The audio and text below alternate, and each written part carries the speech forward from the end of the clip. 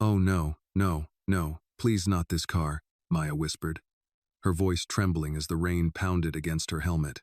The words slipped out before she could stop them, a desperate plea to the universe as she stared at the long white scratch running across the glossy black paint of the Lamborghini.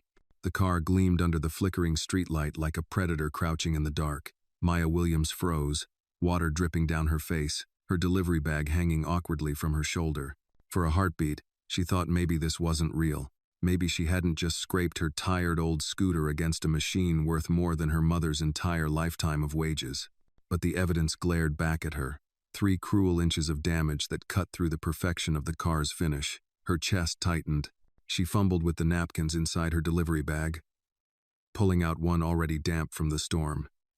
Her hands shook as she scribbled across it with the stub of a pen. "I'm so sorry. I'll pay for repairs. Please call me." Then she added her name, Maya Williams, and her number. She slipped the note under the windshield wiper, her heart hammering so hard it drowned out the thunder. She was already stepping backward, ready to turn and disappear into the shadows of the alley, when the sound of footsteps stopped her. They were slow, deliberate, and impossibly steady against the rain, not the rushed pace of a drunk stumbling home, not the heavy boots of a cop on patrol. These were the measured strides of someone who owned the ground he walked on. "Leaving so soon?"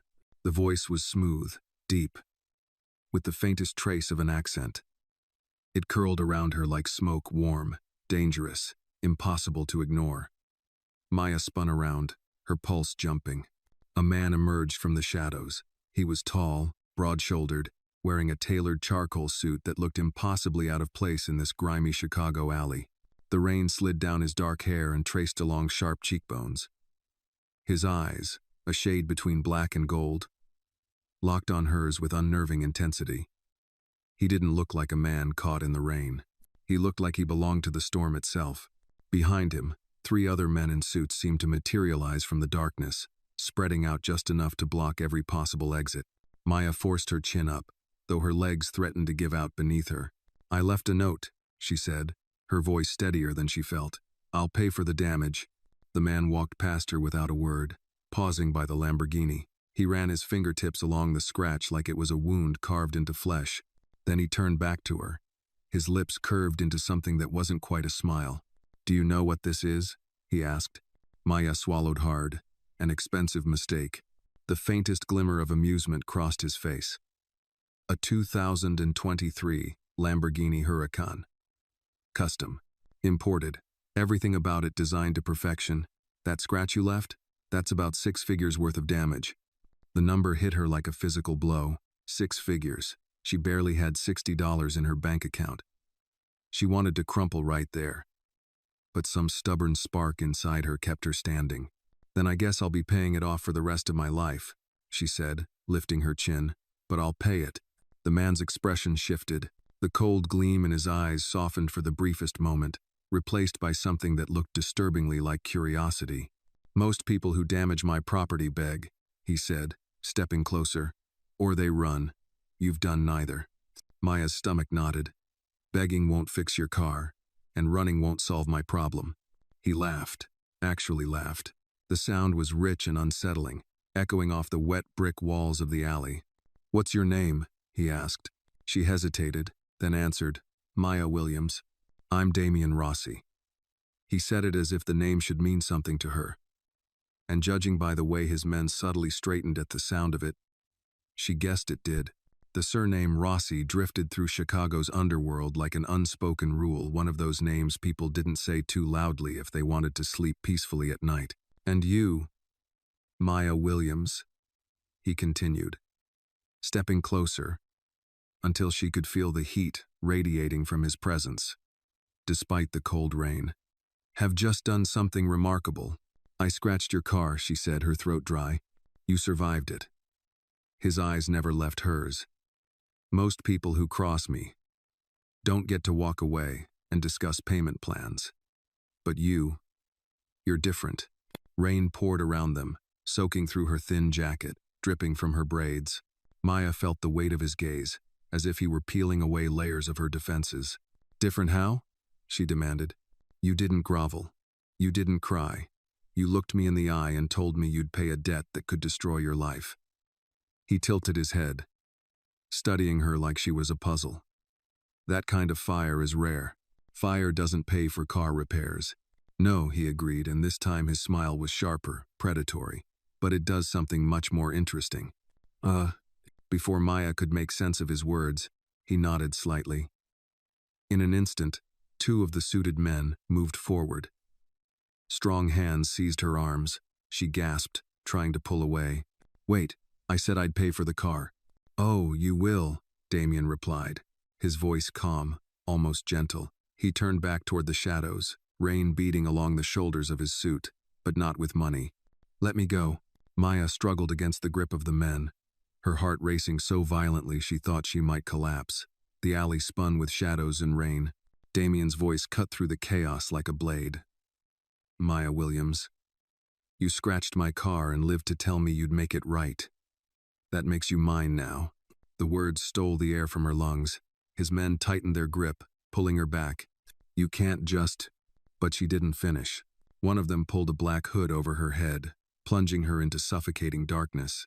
Her world narrowed to the sound of rain, the muffled echo of footsteps, and Damien Rossi's voice, low and certain, as though he were pronouncing a verdict. "Take her to the mansion. Make sure she's comfortable. She'll be staying with us for a very long time." The hood pressed against her mouth, damp with rain, carrying the metallic scent of fear.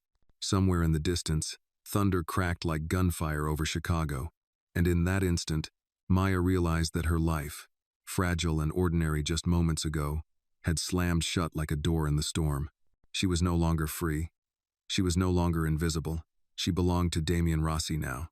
Maya woke to the sensation of silk against her skin. For a moment, she thought she was dreaming. The fabric beneath her was far too soft, too expensive to belong in her cramped one-room apartment with its sagging mattress and faded sheets. Then the memory slammed back into her chest like a blow. The alley, the rain, the Lamborghini, the man with the golden, dark eyes. Damien Rossi. Her stomach twisted. She sat up too fast, the world spinning for a moment before her vision steadied. The room around her was enormous, high ceilings crowned by a crystal chandelier that shimmered faintly with the morning light filtering through heavy velvet curtains. Antique furniture polished to a gleam, a fireplace lined with marble, thick rugs that swallowed the sound of her bare feet as she pushed off the bed. The door was closed, and when she tried the handle, it was locked. Not just a simple lock, a heavy, electronic one that clicked coldly under her hand. Panic surged. She turned to the windows, yanking open the curtains. Beyond the glass stretched a manicured garden, green and perfect, surrounded by high stone walls, topped with razor wire. Farther out she glimpsed a pair of black SUVs parked by a gated entrance. Men stood near them, motionless, watching. Armed, she realized. Guards. This wasn't just a mansion. It was a fortress. The sound of the lock turning behind her made her spin around, her heart leaping into her throat. The door swung open to reveal not Damien but a middle-aged woman carrying a silver tray. She was Latina, with kind eyes marked by the faint lines of years and a warmth in her voice that made Maya think of her mother. "Good morning, Miss Williams," the woman said gently. "I brought breakfast." She set the tray on a small table by the window. A steaming cup of coffee, scrambled eggs, bacon, toast, and a small bowl of strawberries. The scents filled the room, comforting and unnerving all at once. Maya stepped back, her fists clenched. "Where am I? Who are you?" "My name is Maria," the woman said, folding her hands in front of her apron. "I manage the household for Mr. Rossi." Maya's throat went dry. "Mr. Rossi," she repeated bitterly. "The man who kidnapped me?" Maria's eyes softened with something like pity. "Child, I know this is frightening, but you are safe here." "Safe?" Maya's voice cracked. "Locked in a room, guarded by men with guns? That's your idea of safe?" Before Maria could answer, another voice filled the room, smooth, steady, with that faint Italian lilt. "It's mine." Damien stood in the doorway. He was dressed as immaculately as before, his suit pressed, his tie knotted with precision. If the storm had touched him at all, there was no sign. He leaned one shoulder against the doorframe, watching her with unreadable eyes. Maya's pulse pounded in her ears. She forced herself to stand tall, refusing to let him see her fear. "Let me go." "Good morning to you, too," he said calmly, stepping into the room. He dismissed Maria with a nod, and the woman left silently, leaving the door ajar only for Damien to close it behind her. He moved closer, his polished shoes silent on the rug. "You can't keep me here," Maya said, her voice sharp now. "I can," he replied almost casually. "This is my house, my rules." Her hands trembled, but she clenched them into fists. "You kidnapped me over a scratch on your car." Damien stopped a few feet away, tilting his head slightly, as though studying her from a new angle. "Do you really think this is about the car?" Maya's stomach twisted. "Then what is it about?" He didn't answer right away. He simply watched her, the weight of his gaze pinning her in place. At last, he said softly, "You looked me in the eye. Do you know how rare that is? Most people in this city, they beg, they run, they break. You did none of those things. I told you I'd pay my debt," she snapped. "That doesn't mean I belong to you." A faint smile tugged at his mouth. "In my world, Miss Williams, debts are not always settled with money. Sometimes they are settled with presence, with loyalty, with courage. I'm not part of your world. Not yet." He stepped closer, close enough that she could see the faint scar running from his temple down toward his ear. A scar that didn't belong to a man who lived in boardrooms, but one who lived in battle. "But you crossed into it the moment you touched that car." Maya felt her chest tighten. She wanted to scream at him, to claw her way out of the room, to throw the hot coffee in his face if that's what it took. But some instinct told her that defiance might only draw him in deeper, not push him away. He glanced at the tray Maria had left. "Eat," he said simply. "I'm not hungry. You will be." He turned to leave, his voice soft but edged with steel. "This is your home now, Maya. You're safe here, but you are not free. Do you understand the difference?" Her voice shook, but she forced the words out. "Safe from what?" For the first time, his expression shifted. His jaw tightened, his eyes narrowing slightly. He looked out the window, toward the SUVs at the gate. "From people who would use you to hurt me. I don't even know you," she cried. "Why would anyone?" Damien cut her off with a sharp glance. "Accidents have consequences. You scratched my car. Yes. But more than that. You made yourself visible. To me. And now, to them." He left her with those cryptic words, closing the door behind him with a soft click that sounded louder than any slam. She rushed to the window again, staring at the guards outside. Their stillness chilled her more than the rain ever had. Maya backed away, wrapping her arms around herself. Her life had been ordinary, fragile, filled with study notes, double shifts, and exhaustion.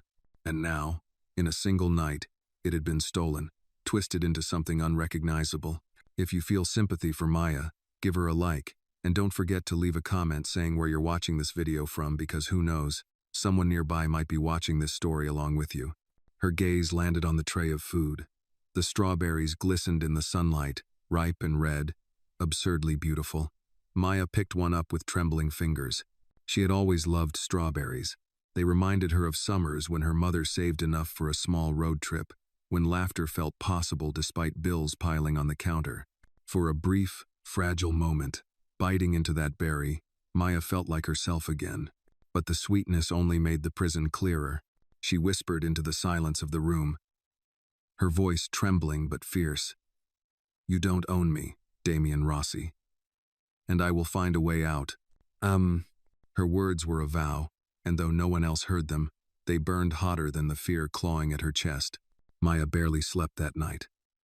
Every time she closed her eyes, she saw the alley. The hood pulled over her head, the glint of Damien's gaze in the rain. Her mind raced with questions that had no answers. Why her? Why now? And what exactly did he mean when he said she was visible? The silence of the vast room pressed down on her, too big, too empty, the opposite of the noisy apartment building she called home. By dawn, she was still curled on the bed, staring at the chandelier and listening to the faint echo of footsteps in the hall beyond her locked door. When the lock clicked open again, Maya sat up sharply. It wasn't Maria this time. It was a man tall, broad, with sandy hair slicked back and a scar over his knuckle. His gray suit was crisp, but his eyes were colder than steel. He carried himself with the easy menace of someone used to violence. "Mr. Rossi wants to see you," he said, his voice clipped. "All business." Maya's stomach nodded. She forced her voice steady. "And if I say no?" His lip twitched like he almost found her amusing. "You won't." He stepped aside, gesturing toward the hall. For a heartbeat, Maya thought about refusing, about barricading herself in the room. But what then? She didn't even know where she was, and the walls outside her window were too high to climb. She stood, squaring her shoulders, and walked past him. He didn't touch her, but his presence was like a leash, guiding her down the long hallway lined with paintings of stern men in old-world suits. They descended a sweeping staircase into a grand foyer. The marble floors gleamed. A massive chandelier hung overhead, refracting the morning sun into sharp fragments of light. This wasn't just a house, it was a statement, a declaration of power. She hated how small she felt in it. Damien waited in a sitting room off to the side, framed by tall windows that overlooked the garden. He sat with casual elegance on a leather armchair, a cup of espresso steaming in his hand. A newspaper lay folded on the side table, though she doubted he cared about headlines written by men far less powerful than him. "Maya," he said, as though her name were a familiar tune. "Sit." She remained standing. "What do you want from me?" His dark eyes flicked up at her, steady and unreadable. "Conversation. Breakfast. Perhaps. You didn't eat yesterday. I'm not hungry." "You said that before," Damien said evenly, taking a sip of espresso. "Yet hunger always wins. Eventually." "Huh." Her hands curled into fists. "You can't just keep me here like some pet." Something sharp flashed in his eyes, but it was gone as quickly as it came. "You are not a pet.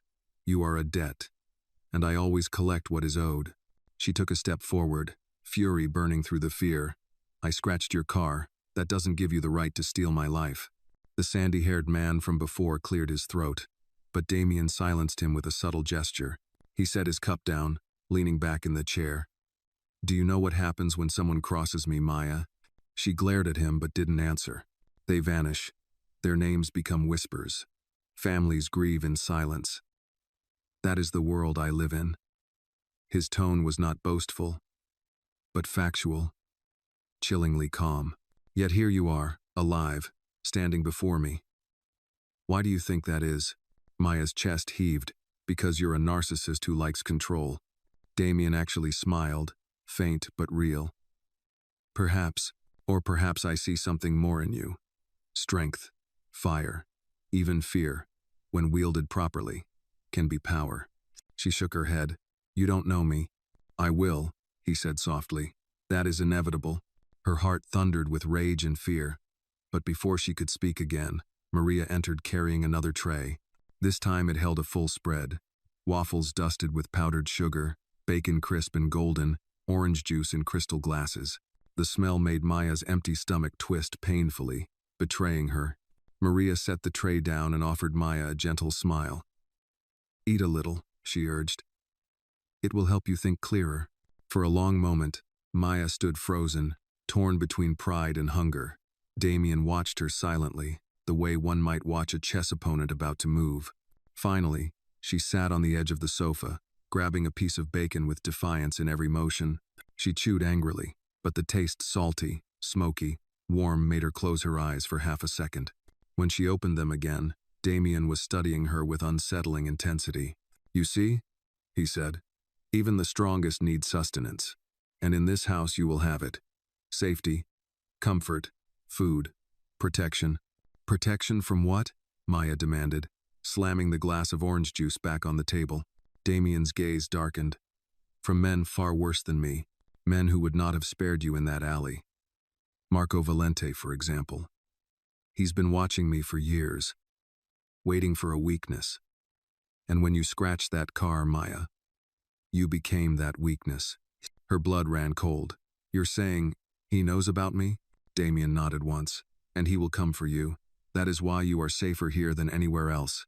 Maya's breath came shallow. The idea that a stranger, another monster, might already have her name, her face, her life in his sights made her knees weak. But she refused to let Damien see her crumble. "You think you're saving me?" she asked bitterly. "You're the reason I'm in danger at all." Damien leaned forward, his elbows on his knees, his voice low and measured. "Perhaps. But I am also the only reason you are still breathing. Don't mistake captivity for cruelty, Maya. This," he gestured around the opulent room, "is mercy." The words chilled her even more than the threat of Marco, because for the first time, she realized Damien truly believed it. She sat back, forcing herself to breathe slowly, to stay calm. She couldn't afford to break now. She had to think, to plan, to wait for the moment when the gilded cage cracked enough for her to slip through. Damien rose to his feet, straightening his jacket. "I have business to attend. Victor will escort you back to your room. Maria will see to your needs. We'll talk again soon." She didn't reply. She couldn't. Her throat felt locked as she watched him leave. The sandy-haired man Victor falling into step behind him. The door closed, and once again, Maya was left staring at walls too beautiful to be anything but a prison. She clenched her fists until her nails dug into her palms. She would survive this.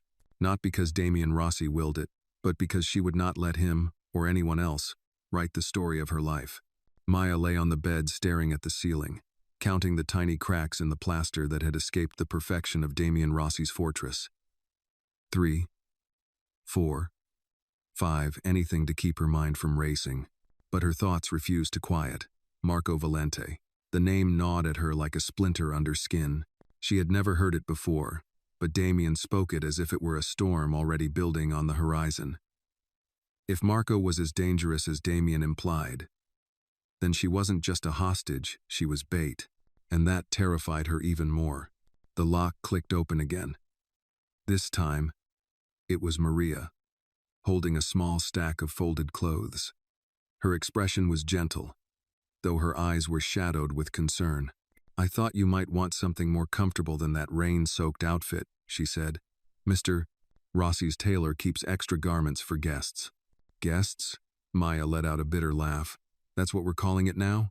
Maria hesitated, then placed the clothes on the bed, a soft cream sweater, dark jeans, and simple sneakers, all new, tags still attached.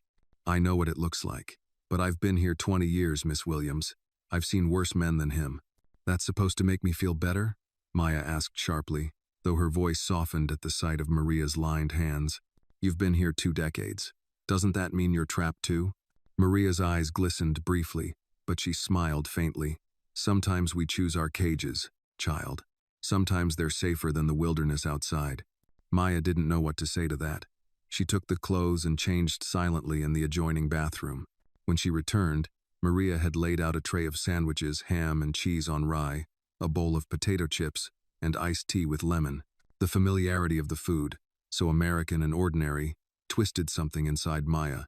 For a heartbeat, she thought of summer picnics with her mom in Washington Park, back when life was simple, when her biggest worry was passing exams. She sat and ate mechanically, the silence stretching until she finally asked, "Why are you helping him?" Maria looked at her with steady eyes.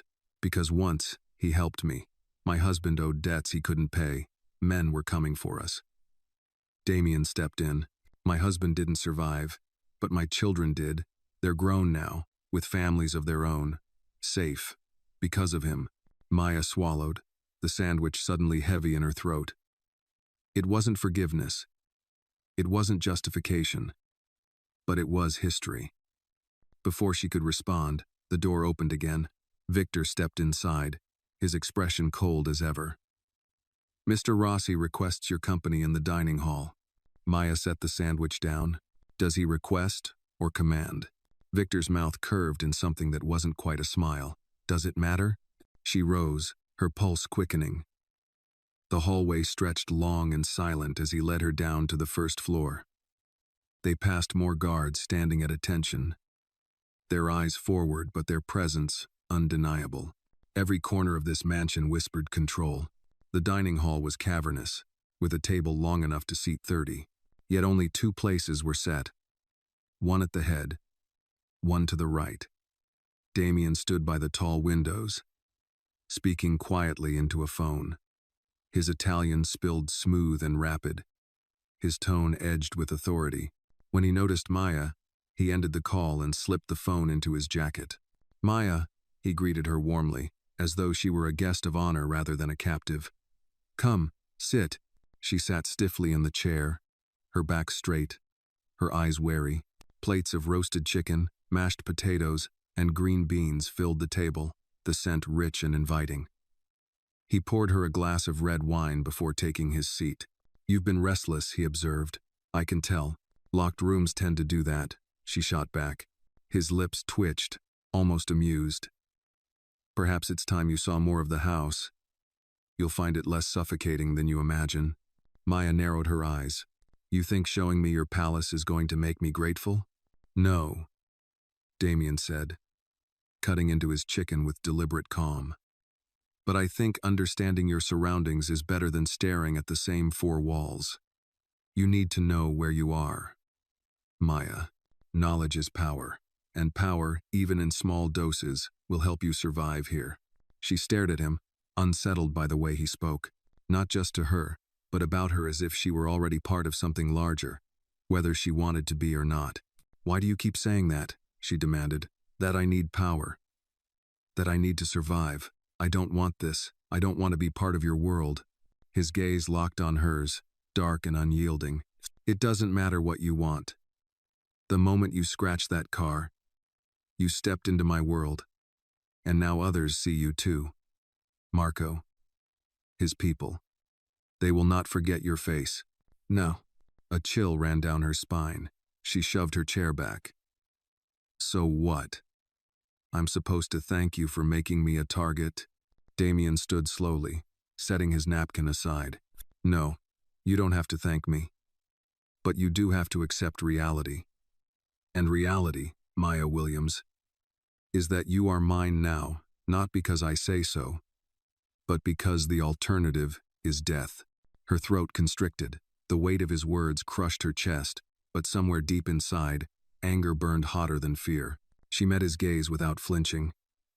"You may have locked me in this house, Damien Rossi, but my life isn't yours to own. Not now. Not ever." For a moment, silence reigned, sharp and tense. Then, to her shock, Damien's lips curved into a faint smile. "That fire," he murmured. "Hold on to it. It may be the only thing that keeps you alive." Victor stepped forward as if to escort her out, but Damien lifted a hand. "No. Show her the house. Let her see the gardens, the library, the grounds." His gaze lingered on Maya. "But keep her close. Marco will make his move soon. I want her ready." Ready. The word echoed in her skull as Victor guided her toward the door. Ready for what? For a war she hadn't chosen? For the role of being someone's weakness? She clenched her fists, breathing deep. If Damien thought she was his prisoner, fine. But she would use every second, every observation, every kindness, Maria whispered, to plan her escape. Because fire wasn't meant to be caged. Maya stepped out onto the terrace for the first time since she'd been brought to the mansion. The late morning sun stretched over the gardens like a warm hand, softening the edges of the high stone walls. Neatly trimmed hedges shaped into spirals, marble statues of lions and eagles, a fountain gurgling at the center, everything about it screamed wealth, control, and permanence. But to Maya, it still felt like a stage, and she was the unwilling actor. Victor followed 2 paces behind her, his hands clasped loosely in front of him, but his presence heavy like a shadow. She walked slowly, taking in every path, every gate, every window that might open. She noticed cameras tucked discreetly under eaves, sensors along the walls, and men in suits stationed at invisible checkpoints. The mansion wasn't just a home. It was a fortress disguised as a palace. Beautiful, isn't it? Victor's voice came from behind, calm but cold. Maya didn't turn. A gilded cage is still a cage. He said nothing. They entered the library through tall French doors. The room smelled of old leather and wood polish, lined floor to ceiling with books behind glass. A massive fireplace dominated one wall, though it lay cold now. There was a long table in the center, papers stacked neatly, a chessboard frozen mid-game as if someone had walked away mid-thought. Damien was there, standing by the chessboard, his jacket off, shirt sleeves rolled to his elbows. The sunlight cut across his face, highlighting the sharp lines of his jaw and the faint scar near his ear. He glanced up when they entered, eyes flicking from Victor to Maya. "Thank you, Victor." "That will be all." Victor hesitated. "Sir, I said that will be all." Damien's tone held no room for argument. Victor gave a short nod and retreated, closing the doors behind him. Silence wrapped around them.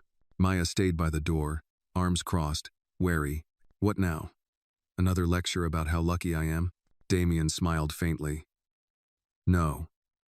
A conversation." He gestured toward the chessboard. "Do you play?" "Not really," she said. "That's a shame. It teaches patience, strategy, survival."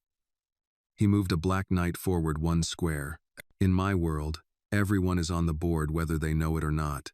Pawns, knights, kings. The trick is not to be sacrificed." She stepped closer, her eyes narrowing. "And which one am I supposed to be? Pawn, queen, or just bait?" His gaze sharpened at the word. "You're not bait." "That's not what it feels like." Damien studied her a long moment before speaking again, his voice quieter. "Marco Valente has been trying to tear me down for years. He's ruthless, unpredictable. He will use anything, anyone, to strike at me. The moment you appeared, he noticed. That isn't your fault, but it's the reality." Maya's heart pounded. "So I'm a liability. Why not just let me go then? Put me somewhere safe where he can't find me." A flicker of something crossed Damien's face pane. "Maybe. Because there is no safe place. Not for you. Not anymore." Her breath caught. "Then why keep me here?" He leaned on the table, his hands braced on either side of the chessboard. "Because if you're here, under my protection, I can control what happens. Out there, you'd vanish. Or worse." Var. She hated the logic of his words, hated that a part of her believed him. She wrapped her arms tighter around herself. "This isn't protection. It's captivity." Damien's jaw tightened. "Perhaps it's both." She turned away, looking at the rows of books. Titles in Italian, French, English, old leather bindings, gold lettering. She pulled one down at random. "The Art of War." She snorted softly. "Figures. Do you know the first rule?" he asked. She put the book back without answering. He said it anyway. "Know yourself and know your enemy. Only then can you survive." Maya finally met his gaze. "And what if I don't want to be in the war at all?" Damien's expression softened, just slightly. "Neither did I. But the war doesn't care." Something in his tone made her pause. He sounded almost tired. For a moment she saw not the Mafia king but a man carrying a lifetime of battles on his shoulders. She shook the thought off like rain. "I'm not playing your game," she said. "I'm not your pawn." "Good," he replied. "Pawns are expendable." She blinked at him, caught off guard. "What's that supposed to mean?" "It means I don't want you to be expendable." The words hung between them, heavier than the silence. A knock at the door broke the moment. Damien straightened, his mask of composure snapping back into place. "Enter," he called. Maria stepped in, holding a small envelope. "This just arrived, sir." No return address. Damien took it, his brow furrowing. He opened it, scanned the single sheet inside, and his expression hardened into something cold and deadly. "What is it?" Maya asked, her pulse spiking. He didn't answer. He simply folded the note, slid it into his pocket, and turned to Maria. "Double the guards at the east gate. And keep Victor close." Maria nodded and slipped out. Maya stepped forward. "What did it say?" Damien's eyes met hers, dark and burning. "It said Marco knows your name." His stomach dropped. He moved toward the window, looking out at the gardens where guards now paced like restless shadows. "He's coming, Maya, and he won't play fair." She gripped the edge of the table, her knuckles white. "Then you need to let me go." "No," he said softly but firmly. "Now more than ever, you stay close. Because if he takes you, He didn't finish the sentence. Maya's heart hammered in her chest. She was no longer just trapped. She was a spark in a war she didn't understand, and somehow, some way, she would have to find a way to survive it without losing herself to the fire burning in Damien Rossi's eyes. Maya's hands shook as she closed the library door behind her. The hall outside seemed colder now, even with sunlight pouring through tall, arched windows. The words, "Marco knows your name," kept echoing in her mind like a siren she couldn't shut off. For the first time since being dragged into Damien Rossi's world, she realized she might not be able to outsmart her way out. This wasn't just about one man's obsession or a scratched car. This was a net, and she was already tangled in it. Victor waited at the end of the hallway, his expression unreadable. "This way," he said.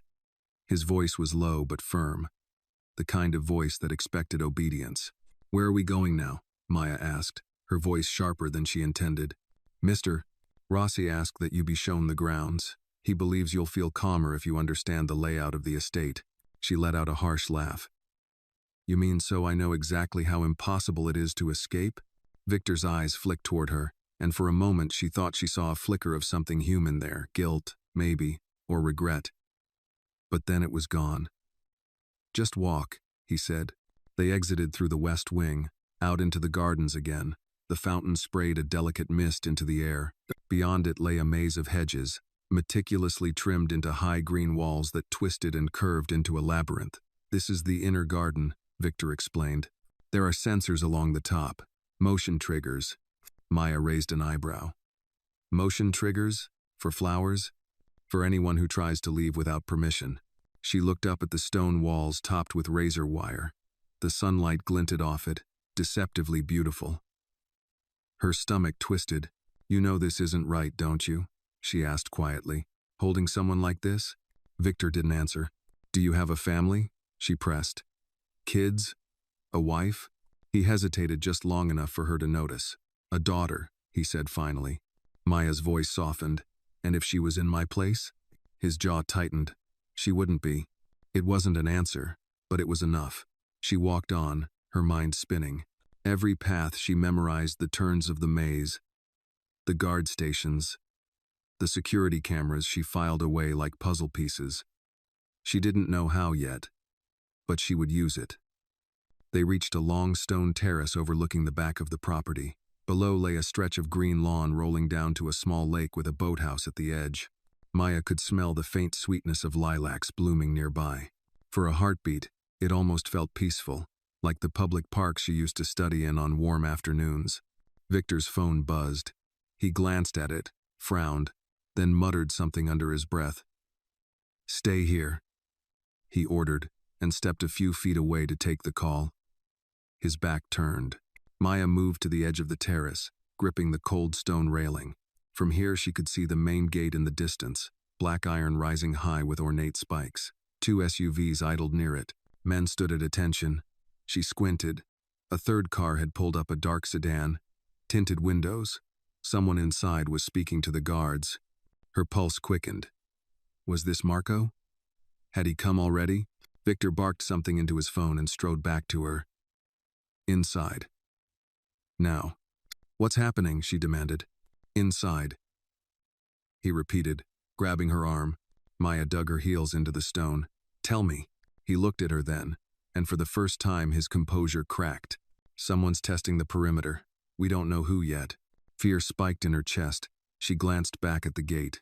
The sedan was gone, like a phantom melting into daylight.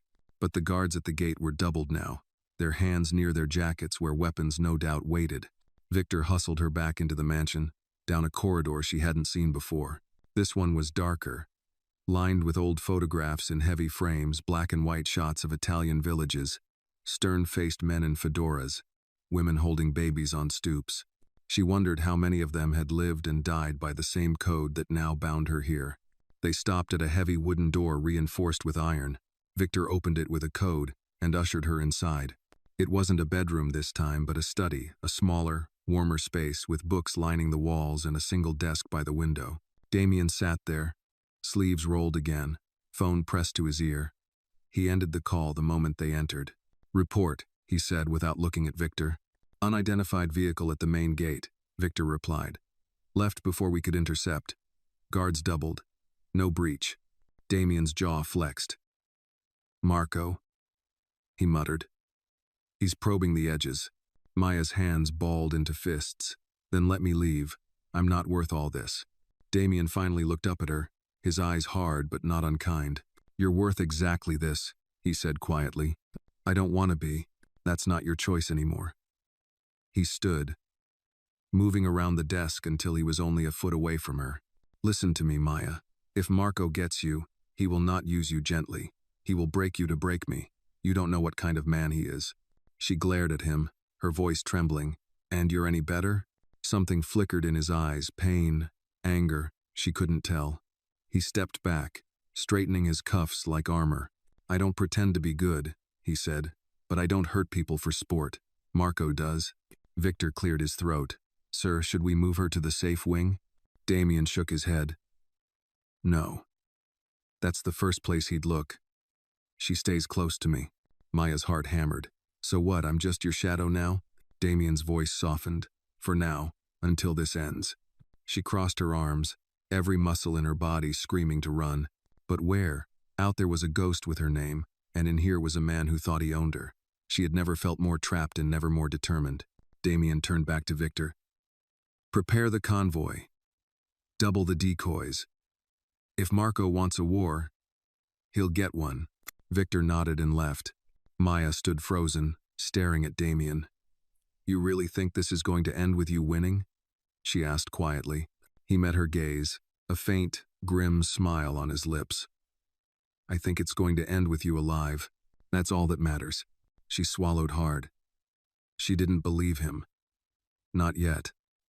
But a part of her, deep down, wondered if, maybe, just maybe, this was the only man who could keep her breathing long enough to find her own way out. Maya sat curled in an armchair by the window of the study, watching the last streaks of daylight disappear beyond the high stone walls. The lake shimmered like black glass, and the silhouettes of guards patrolled the property, their movements precise and rehearsed. She had stopped counting them. There were too many. Every time she thought she'd mapped the patterns, another shadow appeared where it hadn't been before. This wasn't a home. It was a living chessboard, and she was still a piece on it. Damien entered quietly, closing the door behind him. He'd changed into a dark sweater and slacks, the kind of clothes that made him look almost like an ordinary man. Almost. But the way he carried himself head high, shoulders back, reminded her he was anything but ordinary. In his hands he carried 2 mugs of something steaming. You look like you could use this, he said, setting one mug on the table near her. The smell of cocoa drifted up, rich and warm. Maya eyed it warily. What's the catch? No catch, he replied, settling into the chair opposite hers. Just a drink. Even prisoners get thirsty. I'm not your prisoner. His eyes held hers steadily. No, you're my guest, and my responsibility. She gave a short, humorless laugh. That makes me feel so much better. Damien didn't rise to the bait. He sipped from his mug, watching her over the rim. You remind me of someone, he said finally. Maya frowned. Who? My sister, Sophia. His voice softened slightly, a thread of something almost human weaving through it. She was stubborn like you, brave. She never let anyone tell her where to stand. What happened to her? He looked away, out the window at the darkening garden. Marco happened. The words settled between them like ash. Maya wrapped her hands around the mug, the warmth seeping into her chilled fingers. So this is all revenge, she said. This war between you two. Damien shook his head. No, revenge would have ended years ago. This is survival. She studied him. And I'm what? Collateral? His gaze snapped back to her, sharp but not angry. No, you're leverage. He let the word hang there, honest and brutal. And that means you're also a target. Which is why you stay close to me. Maya's stomach turned, but she forced her voice steady. You don't get to decide where I stay. I already did, he said quietly. She rose to her feet, heart hammering. I'm not afraid of you. I know, Damien said, setting his mug down. That's the problem. He stood too, moving closer, but not enough to touch her. Fear keeps people alive. It makes them careful. You. He tilted his head. You're reckless. You think your courage protects you. It doesn't. It just makes you a brighter target. Maya's hands clenched. Then teach me how to stop being a target. His brow furrowed slightly, as if the thought had never occurred to him. Teach you? Yes. She stepped closer, surprising even herself. You keep saying I'm in danger because of you. Fine. Then show me how to survive in your world. Don't just lock me in a room. Train me. No. Damien studied her a long time, his face unreadable. At last he said, that would make you part of my world. I already am. Something flickered in his eyes, approval, maybe, or the faintest shadow of respect. You don't know what you're asking. I know exactly what I'm asking. He exhaled slowly, running a hand over his jaw. If I do this, there's no going back to who you were before. Maya lifted her chin. Maybe there's no going back anyway. No. For a long moment, neither of them spoke. Outside, a guard's radio crackled faintly. A dog barked somewhere beyond the wall. The world felt like it was holding its breath. Finally, Damien nodded once. Tomorrow morning. 6 a.m. Victor will take you to the range. We start with basics. Maya blinked. Range? Firearms, situational awareness, self-defense. If Marco's men come, I want you to have more than anger to fight with.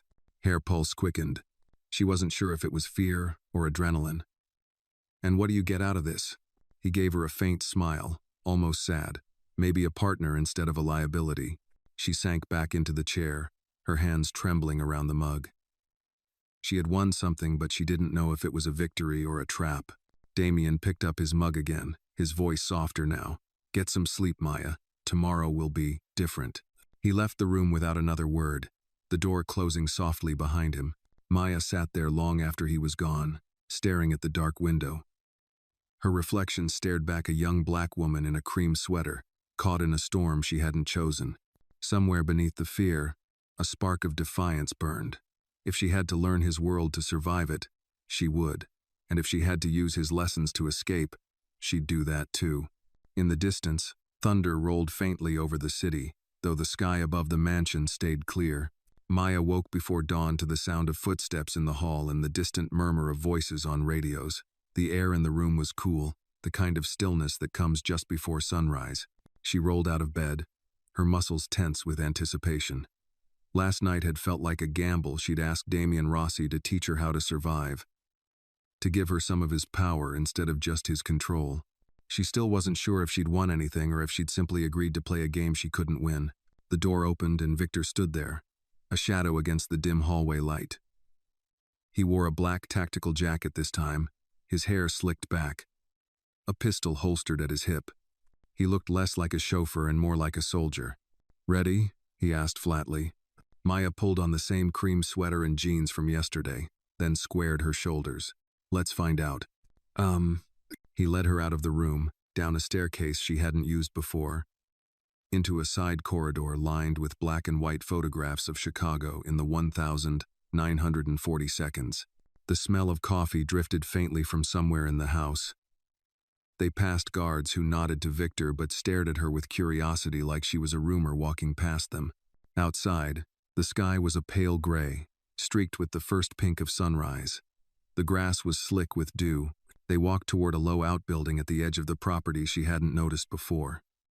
Its heavy steel door opened with a coded beep, revealing a large indoor space lit by overhead fluorescents. It smelled faintly of oil and gunpowder. Inside, a long shooting range stretched down one side, while the other was set up with mats and training dummies. Weapons of every kind were locked behind glass panels: pistols, shotguns, rifles, knives. It felt less like a gym and more like a private armory. Maya stopped just inside, her pulse quickening. So this is your idea of a gym, she said. Victor didn't smile. This is your insurance policy.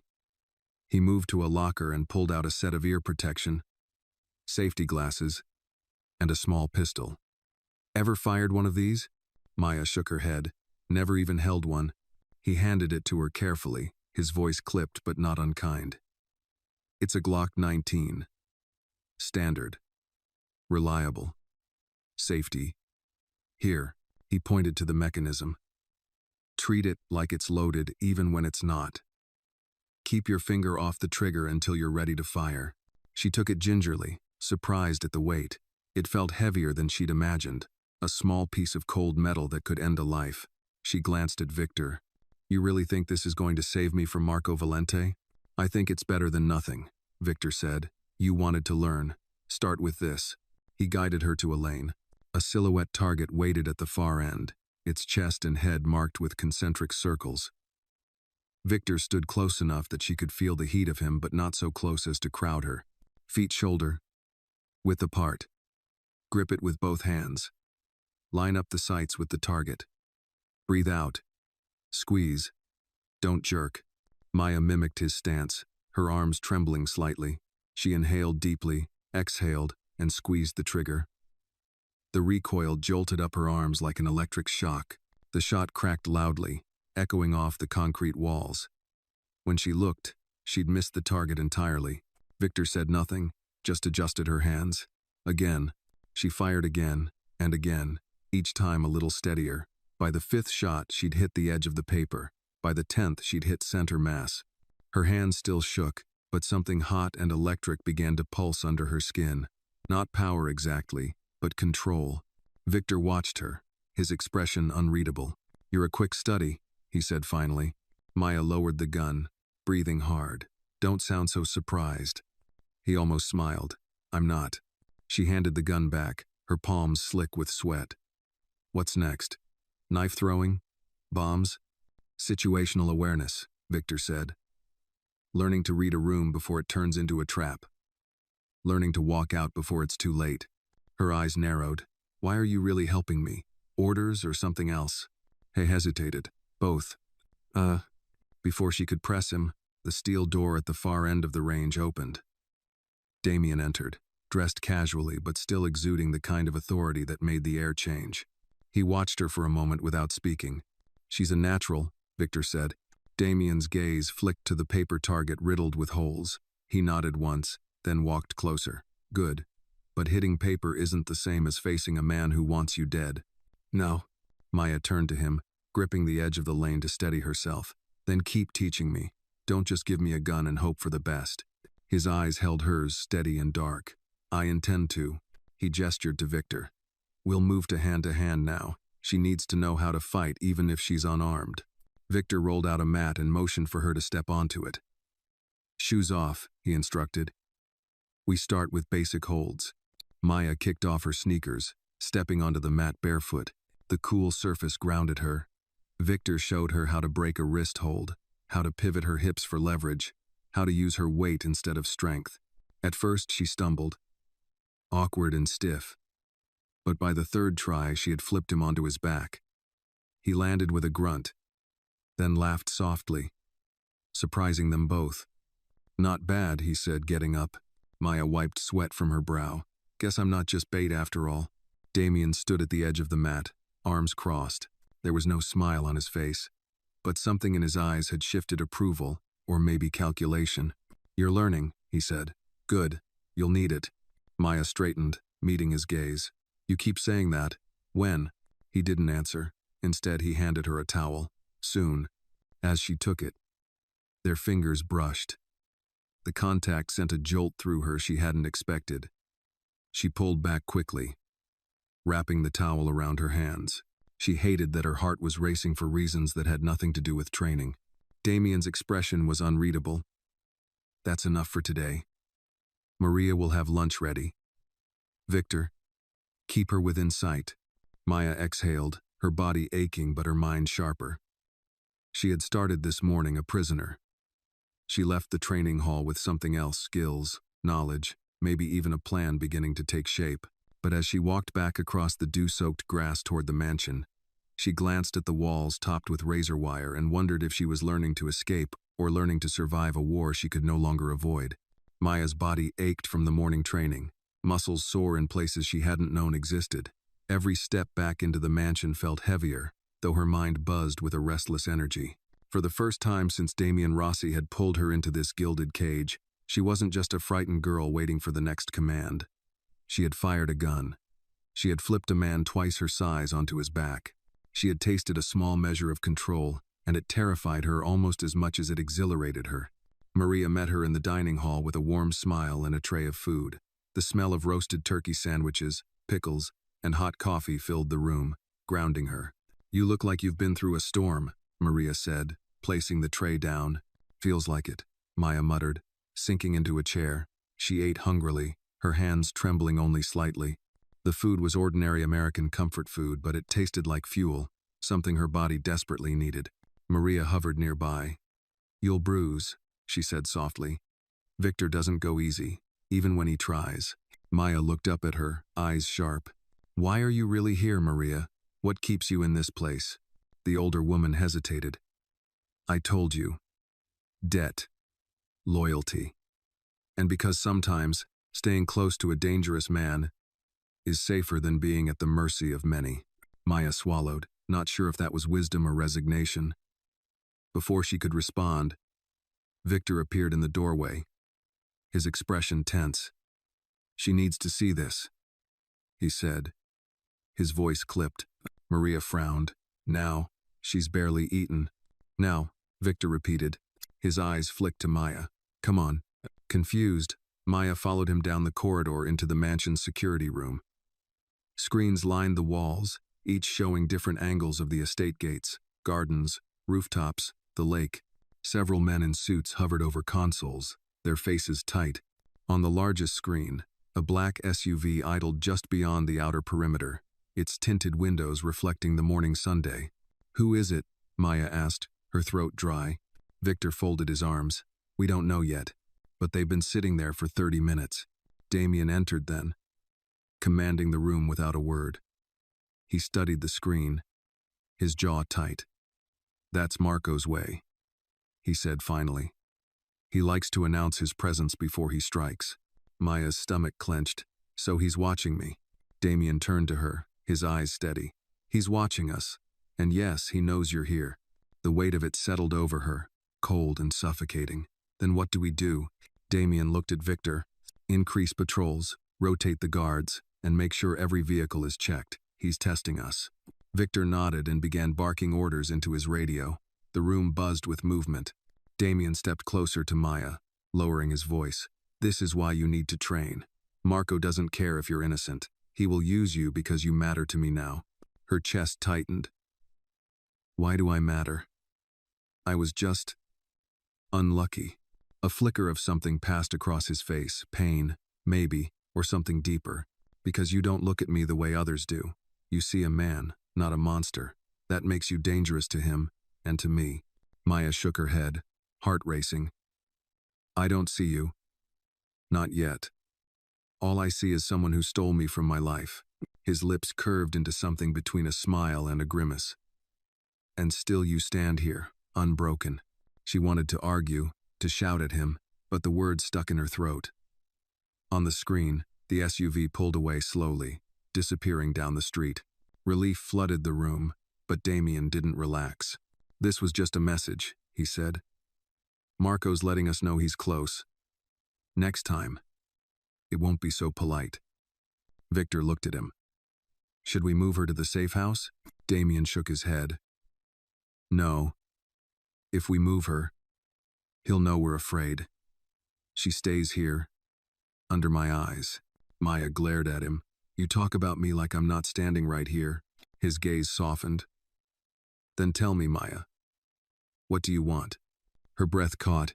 She wanted her old life back, her apartment, her classes, her mother's laughter drifting through their tiny kitchen. But that life was gone the moment she scratched that car. She straightened her shoulders. "I want to stop being the weakest piece on your board." For a long moment, Damien studied her. Then he nodded slowly. "Then we keep training. Tonight, you join me for dinner. There are things you need to know about Marco. About this war." Maya blinked. "Why me?" "Because whether you like it or not, you're in it now," he said, "and I don't intend to lose." She stood silent, torn between fury and something she couldn't name. The SUV was gone, but its shadow lingered. And for the first time, Maya realized Damien wasn't exaggerating. Marco was coming, and she was at the center of it. The dining room glowed with warm light that evening, the chandeliers casting golden patterns across the polished mahogany table. But the warmth did little to calm Maya's nerves. She sat at the far end, her hands folded tightly in her lap, while Damian Rossi occupied the head of the table with his usual composure. A bottle of red wine sat uncorked between them, the scent of roasted garlic and fresh herbs drifting up from steaming plates of pasta prepared by Maria. It should have felt like any ordinary dinner in a wealthy home, but Maya knew better. Every flicker of the candlelight reminded her of the SUV that had sat at the gates earlier, of Marco Valente's name whispered like a curse, of the silent war pressing closer to her every moment. Damian twirled his fork, eyes fixed on her rather than his food. "Eat," he said softly, but it wasn't a suggestion. Maya forced herself to take a bite. The pasta was rich, perfectly seasoned, but her stomach churned too violently to enjoy it. "You said I'd learn more tonight," she murmured. "About Marco, about this war." Damian leaned back, folding his hands in front of him. "Marco Valente is not like me," he said. "He doesn't believe in loyalty, or codes, or honor. He believes in fear, in pain. He built his empire on trafficking and blood.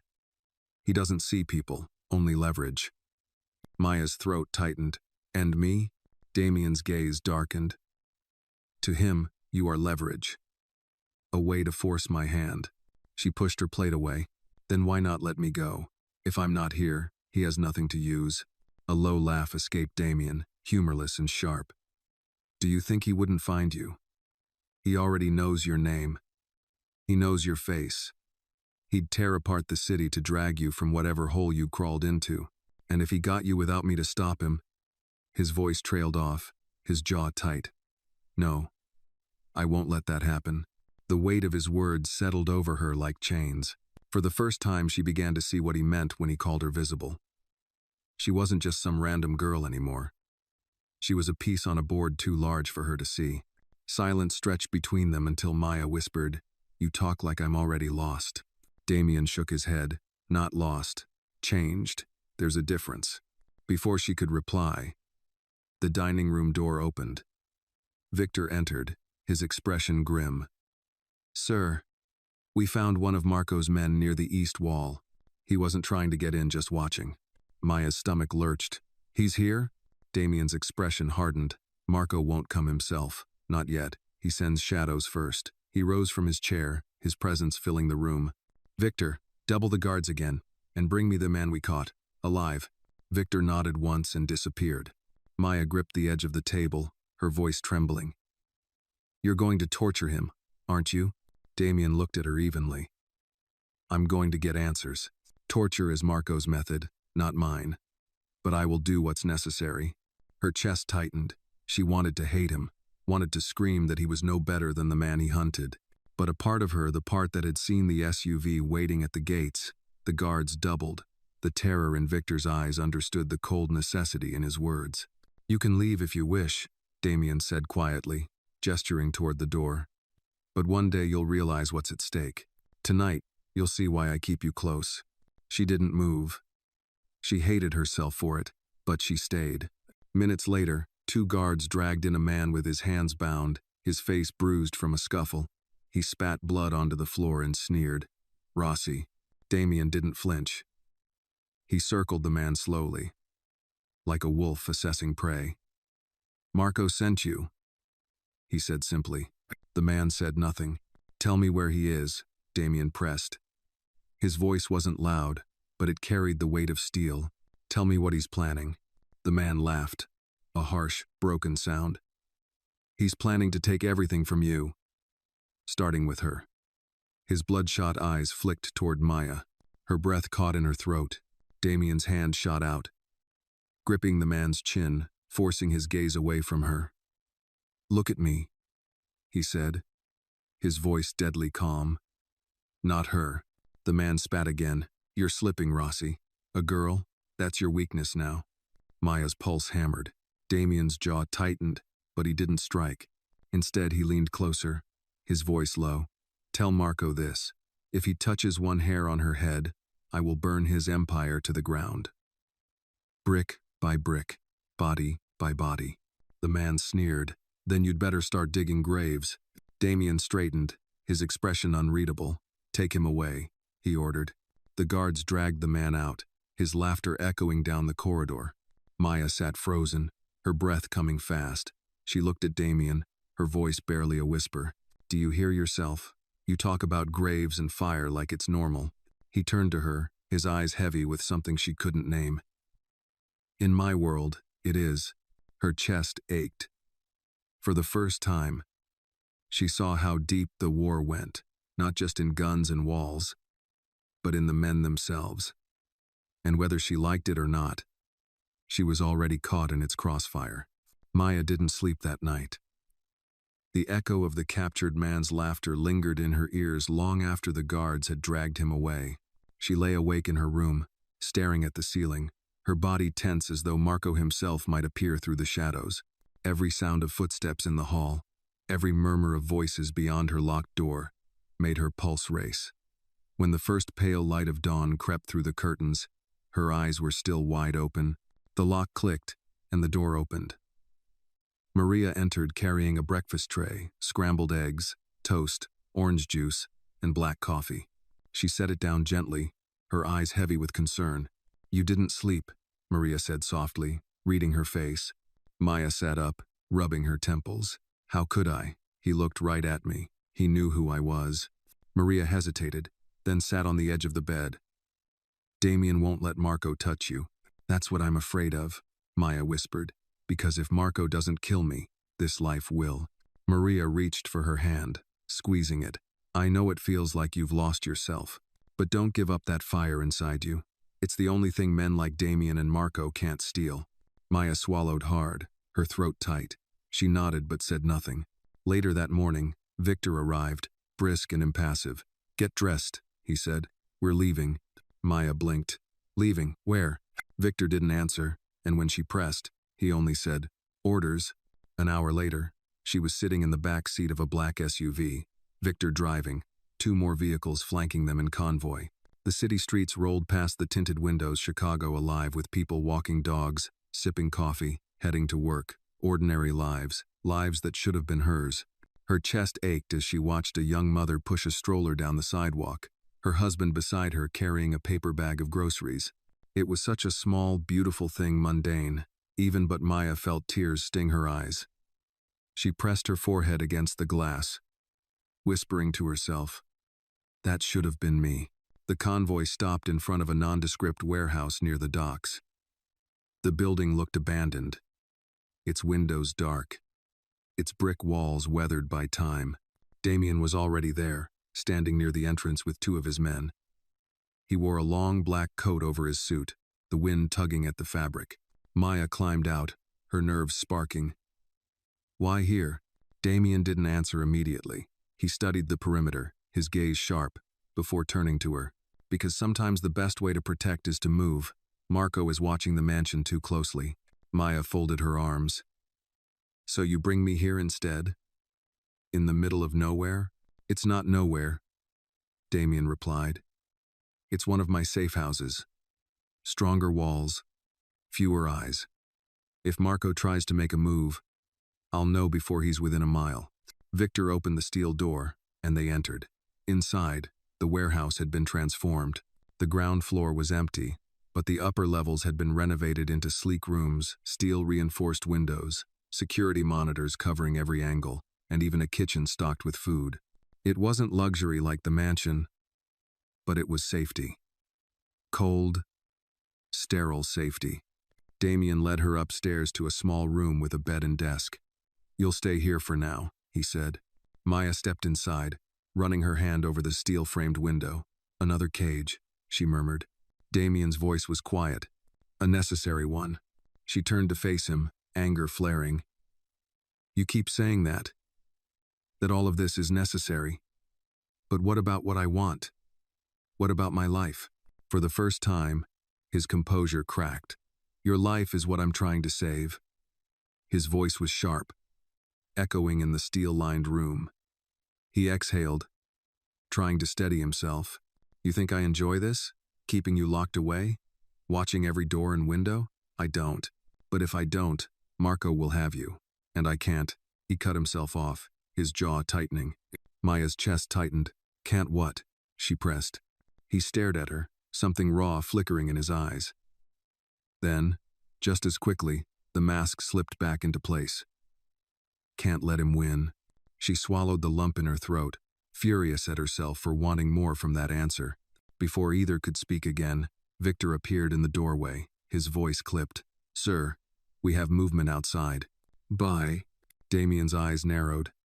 How close? 2 blocks. Unmarked car. Could be nothing. Could be them. Damien turned back to Maya. Stay here. Don't open the door for anyone but me or Maria. Her heart pounded. And if it's Marco? Damien's gaze was steady, almost gentle. Then I'll stop him before he reaches you. He left with Victor, the door shutting behind them. Maya stood frozen in the silence, her pulse thundering. She wanted to believe him, but every instinct screamed that danger was closing in. She looked at the steel-framed window, the reinforced door, the camera blinking faintly in the corner. Trapped again, but this time with the knowledge that war was waiting just outside. And for the first time, Maya wondered if she had been wrong to ask Damien to train her. Because now she understood this wasn't training for survival someday. This was survival now. Maya paced the length of the small steel-lined room. Every nerve in her body stretched tight. The silence pressed in, broken only by the faint hum of the security monitors in the hall outside. She could still hear Damien's voice echoing in her head. Then I'll stop him before he reaches you. It wasn't comfort. It was a promise dipped in violence, and Maya didn't know which part scared her more, the idea that he might fail, or the idea that he wouldn't. Minutes crawled by. She tried to sit, but the chair felt like it belonged to someone else. She tried to breathe, but each inhale seemed shallow, sharp. Finally, she moved to the steel-framed window and pressed her forehead against the glass.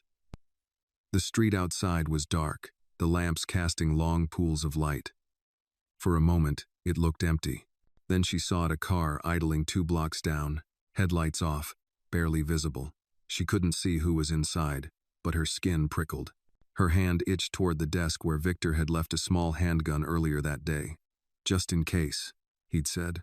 She had hated the weight of it then. Now, it was the only thing grounding her. The sudden crackle of gunfire shattered the stillness. Maya stumbled back from the window, heart slamming against her ribs.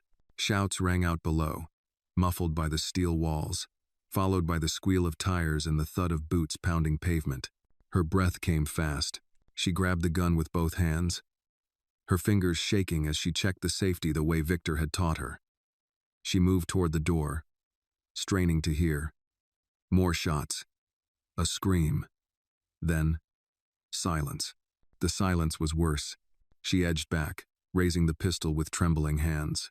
Her mind screamed at her to lock the door, to stay hidden like Damien had ordered. But her gut told her something else. If Marco's men breached the building, the steel walls wouldn't save her. The doorknob turned. Maya froze, the gun aimed at the door. The lock clicked, and the door swung open. Damien filled the frame, his black coat flecked with dust, his hair damp with sweat. His eyes locked on hers immediately, then flicked down to the gun in her hands. Good, he said quietly. You remembered. Her knees nearly buckled with relief, though her hands still shook. What happened? She demanded. He stepped inside, closing the door. A test. Marco sent 2 men to probe the defenses. They're gone now. I mend. Gone how? Damien's gaze was steady, dark. It doesn't matter. Her stomach twisted. She wanted to press him, to demand the truth. But the fire in his eyes told her it would only break her more to hear it. Instead, she sank into the chair, the gun still clutched in her hands. So it's starting. The war. It's already started, Damien said, crouching in front of her. For once, he didn't look like the untouchable Mafia king. His tie was loosened, his jaw bruised, his voice low and ragged. This was just the first drop of rain. Maya's throat tightened. And what happens when the storm hits? He reached up slowly, carefully, and pressed her hands down until the gun rested in her lap. Then we fight. Together. She stared at him, her pulse racing. Together? You mean that? Yes. His gaze held hers, unwavering. I can't protect you from everything, but I can teach you to stand beside me. Something hot and unsteady twisted in her chest. She wanted to hate him, to spit in his face for dragging her into this nightmare. But a part of her, the part that had pulled the trigger at the range and flipped Victor onto his back, wanted to believe him. The intercom crackled, breaking the moment. Victor's voice came through, tight and urgent. Sir, you need to see this. Now. Damien rose, his expression snapping back into command. He opened the door, gesturing for her to follow. Stay close. 0.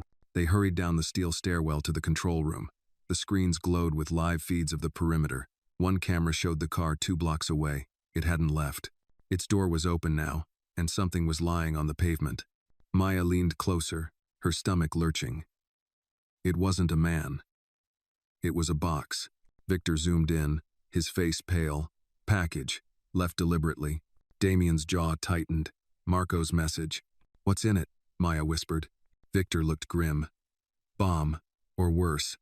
Though, Damien's eyes flicked to her. Get her out. No, Maya said suddenly, her voice sharp. If this is about me, I need to see it. Damien's gaze hardened, but she held his eyes. For a long second, it was a battle of wills. Then, slowly, he nodded. On screen, one of Damien's men approached the box cautiously, his gloved hands steady as he opened it. Inside was no bomb. It was a photograph. Victor cursed under his breath. Damien leaned forward, his face darkening. Maya caught a glimpse of it before the camera cut out her.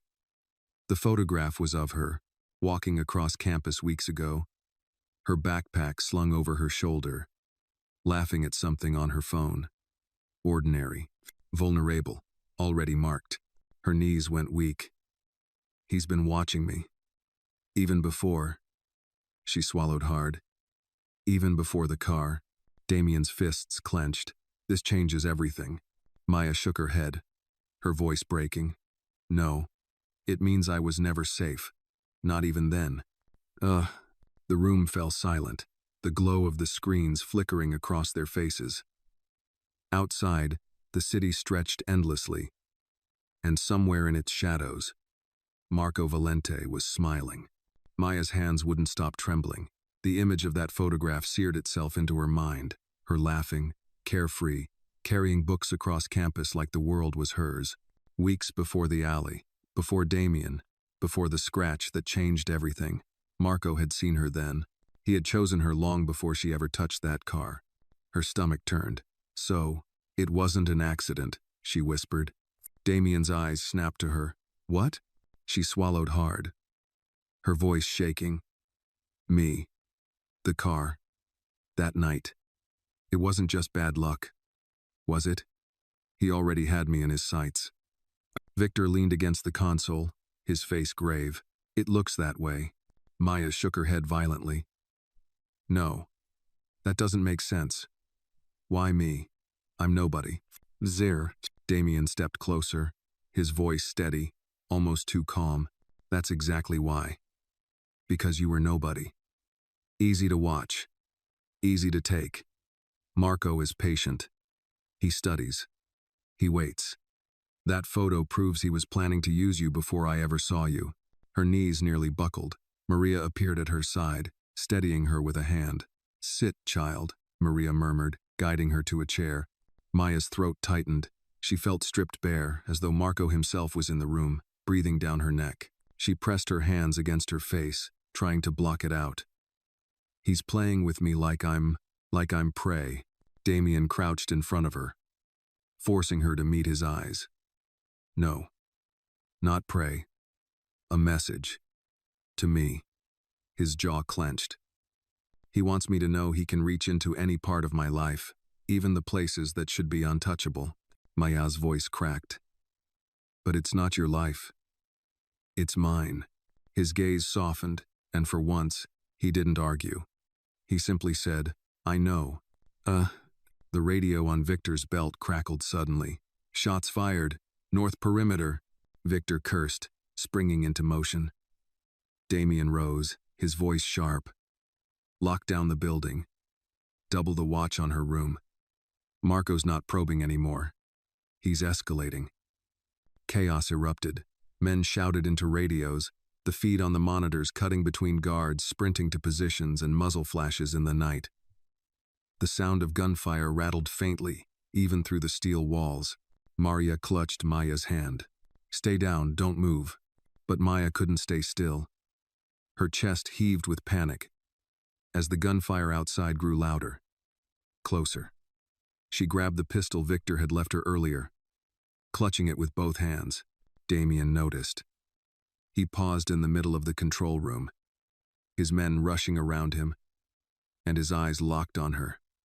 For a moment, the world seemed to freeze. Then he nodded once. Approval. Permission. "Maya," he said over the noise, his voice clear and sharp. "Stay with me."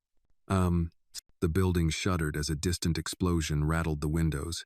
One of the screens went black. Victor shouted, "They're hitting the gate with charges." Damien snapped into command. "Hold them at the perimeter. No one breaches that wall. If they get close, fall back to the safe corridors." Maya's heart pounded so hard she thought it might split her chest. She forced herself to breathe the way Victor had taught her, steady, controlled, finger off the trigger until it mattered. She wasn't ready for this. She knew she wasn't, but she also knew there was no going back. The sound of gunfire drew nearer, sharper. Shouts in Italian cut through the night. Men barking orders. Then the feed on one of the cameras showed figures scaling the outer wall. Marco's men. Victor slammed a fist on the console. "They're in." Damien's voice dropped to a deadly calm. "Then we ended here." The lights flickered once, twice, then steadied. The building groaned under the weight of violence pressing in from outside. Maya gripped the pistol tighter, her body shaking but her jaw set. For the first time since the night in the alley, she felt something other than fear. It was smaller, sharper, a spark of defiance. Damien glanced at her, his expression unreadable. "Stay behind me, Maya. Whatever happens, you don't leave my side." The crack of glass shattering echoed through the hall. Boots pounded on steel. The war had reached the door. Maya could feel the vibrations in the steel floor before she heard the first door slam open. The gunfire outside had turned into a staccato rhythm, bursts, shouts, the thud of boots. In the control room, the glow of the monitors washed over Damien's face, hardening his features into something carved from stone. He moved like a man who had rehearsed this moment 1,000 times, yet his eyes, those dark, gold-flecked eyes, kept flicking to her, making sure she was still there. Victor barked orders into his radio, his voice sharp. "Second team fall back to choke point 2. Lock corridor C." A crackle of static came back, then a scream, cut short. Maya's knuckles whitened around the pistol. Every nerve in her body screamed to run, but there was nowhere to go. Marco's men were inside the perimeter now. She could hear them moving in the hall beyond the control room. Low voices, heavy boots, the predator closing in on the cage. Damien snapped his fingers at Victor. "Take her to the south stairwell. Seal it off behind you." "No," Maya said sharply before Victor could move. "I'm not hiding." Damien's head whipped around, his eyes narrowing. "This isn't the time." "It's exactly the time," she shot back, her voice breaking but loud enough to cut through the noise. "If I'm the reason they're here, if I'm the bait, then hiding won't stop them. Teach me how to fight, or let me stand here, but don't lock me away again." For a heartbeat, everything froze: the gunfire, the radio chatter. Even Victor looked stunned. Then Damien's expression shifted, just slightly. Not anger, not frustration. Something closer to recognition. He tossed her a spare magazine from the console. "Stay behind me. Shoot only if you're certain." Her heart lurched. She caught the magazine with shaking hands, her breath shallow. "You're serious?" "Yes," he said. "This is your world now, whether you wanted it or not." The door at the far end of the hall exploded inward, splinters flying as 2 of Marco's men burst through with rifles raised. Damien moved first, a flash of motion, his pistol cracking twice. Both men went down before they'd fired a shot. Maya flinched at the sound, but something inside her steadied. The training Victor had drilled into her echoed in her mind: breathe out, sights aligned, squeeze, don't jerk. More footsteps thundered down the corridor. Damien grabbed her arm. pulling her behind a console for cover. Bullets punched into the steel walls, sparks flying. Victor returned fire from the doorway, shouting over his shoulder. "They're pushing hard, 3, maybe 4 left." Maya's pulse roared in her ears. She peeked out just as another man came into view, his rifle sweeping the room, without thinking. She raised her pistol, lined up the sights, exhaled, and squeezed the trigger. The shot rang out. The man stumbled, dropping his weapon as a red bloom spread across his shoulder. He crashed to the floor, screaming. Maya's hands shook violently, but she didn't drop the gun. She'd hit him. She'd actually hit him. Damien glanced at her, something fierce flashing in his eyes. "Good. Now move." He pushed her toward the side door, firing over her shoulder as another man appeared. Victor covered their retreat, his movements quick and efficient, every motion practiced. They burst into a narrow stairwell, slamming the steel door behind them. Victor spun the wheel lock into place, sealing it. The gunfire on the other side echoed like thunder. "South corridor clear for now," Victor said, breathing hard. Damien turned to Maya. "You did well." Her chest rose and fell rapidly. "I shot someone." "You stopped someone from killing you," Damien corrected, his voice even. "There's a difference." She swallowed, her hands trembling as she lowered the pistol. "I don't know if I can do this." "You already are," he said quietly. They climbed the stairwell quickly, emerging into a dim service corridor lined with crates. Damien checked his watch, then looked at Victor. "We have to reach the convoy in the loading bay before Marco seals the exits." Victor nodded, pulling a radio from his belt. "Team 3, clear the bay." Static answered him. No voices. Damien's eyes narrowed. "He's cutting us off." Maya grabbed his arm. "Then what? We're trapped?" He turned to her, his voice calm but firm. "We're not trapped. We're moving the board." The echo of boots drew closer from behind them. Victor raised his weapon. "They're coming down this hall." Damien motioned toward a door at the far end. "Boiler room. There's a maintenance tunnel beneath it. Leads out to the docks." Maya's heart thudded. "We're running?" "We're surviving," Damien said. They sprinted down the corridor, bullets ricocheting off the walls as Marco's men appeared behind them. Victor returned fire, covering their escape. Damien shoved the door open, revealing a cavernous boiler room filled with pipes and the hiss of steam. "Down!" he barked, pointing to a grated hatch in the floor.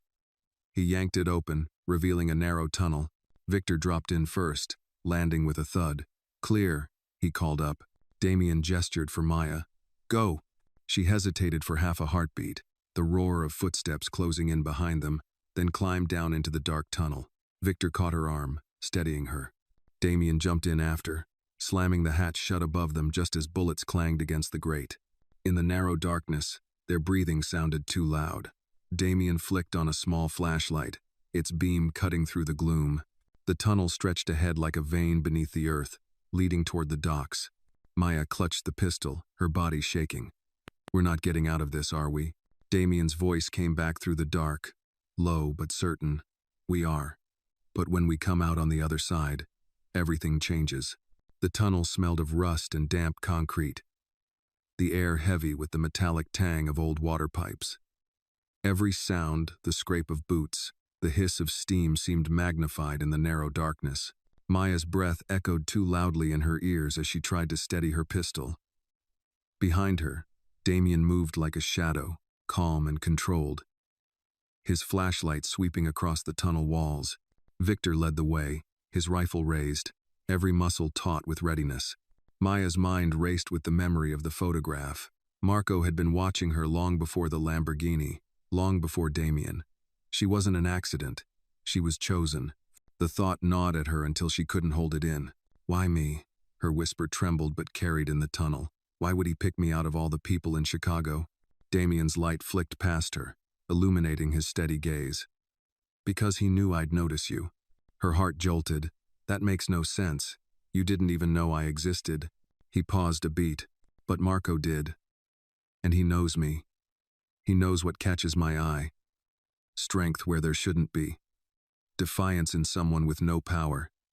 He knew that if you crossed my path, I wouldn't ignore you." Maya's stomach tightened. "So I was never safe. Not even before." Damien's jaw flexed. You were safe until Marco decided otherwise. Before she could reply, Victor hissed. Quiet. He raised a fist, signaling a stop. Ahead, the tunnel widened into a maintenance chamber. The dim beam of Damien's flashlight revealed two figures crouched near the exit hatch, rifles slung across their backs. Marco's men. Victor mouthed, "Two." Damien nodded once. He motioned for Maya to stay back, then whispered, "Cover your ears." She obeyed, crouching low as Victor pulled a small flashbang from his belt. With precise calm, he tossed it into the chamber. A deafening crack and burst of light followed. The men shouted, blinded, stumbling. Damien surged forward, striking one down with the butt of his pistol, while Victor disarmed the other with brutal efficiency. It was over in seconds. Both men lay unconscious. Maya stared, her pulse racing. She had trained for hours, fired at paper targets, but seeing the speed, the cold precision, it was another world, a world she was now part of. Damien glanced back at her, his voice calm despite the chaos. "Come on." They climbed the iron ladder at the end of the chamber, Victor first, then Maya, then Damien. When Victor pushed the hatch open, cool night air rushed in. Maya blinked against the sudden brightness of dock lights and the faint shimmer of Lake Michigan stretching dark and vast. But relief was short-lived. 3 black SUVs waited on the dock, engines idling. Armed men stood around them, at least a dozen. And at the center, as though the night itself had delivered him, stood Marco Valente. He was taller than she expected, leaner than Damien, his suit dark and immaculate despite the grit of the dock. His hair was slicked back, his sharp features made crueler by the smirk that spread when his eyes landed on them. "Well, well," Marco called out, his voice carrying across the concrete. "The Rossi King and his queen." His gaze slid to Maya, lingering sharp as a knife. "You're even prettier up close." Maya's chest tightened, but she lifted her chin, refusing to look away. Damien stepped forward, placing himself between Marco and Maya, his voice low but lethal. "You've already lost, Marco. Touch her and you'll see how quickly I burn your empire." "Nye," Marco laughed, spreading his arms as though welcoming applause. "Listen to him. Always so dramatic. But here's the truth. Damien, you're slipping. You let a girl with wide eyes and fire in her voice become your weakness. And me? I make a sport of breaking weaknesses." Victor raised his rifle, tension thrumming through his stance. "We're outnumbered," he muttered under his breath. "I know," Damien replied, never taking his eyes off Marco. Marco snapped his fingers, and 2 of his men dragged something from the back of an SUV, a man, bound and bloodied. Maya's breath caught when she saw his face. "Victor," she started, but Victor's own eyes widened. "Anthony," he whispered. The man groaned, lifting his head. He bore Victor's sharp jawline, the same cold eyes dimmed by pain. Marco's smile widened. "Your brother was easy to catch. You should thank me, Victor. I left him alive. For now." Maya's stomach lurched. She turned to Damien, horror flooding her. "It's a trap." Marco's men raised their weapons in unison. The air vibrated with the promise of blood. Damien's voice was low, calm, deadly. "Then let's spring it." He drew his gun in one smooth motion, firing before the first man could raise his rifle. The docks erupted into chaos, gunfire, shouts, the screech of tires as one SUV revved forward. Victor dove to cover, returning fire, torn between shooting and the sight of his brother being dragged closer to Marco. Maya crouched behind a stack of crates, heart hammering, the pistol heavy in her hands. She could hear Damien shouting orders, his voice clear through the storm. "Stay down, Maya, don't move." But her eyes locked on Victor's brother, bleeding, stumbling, seconds away from being shoved into the SUV.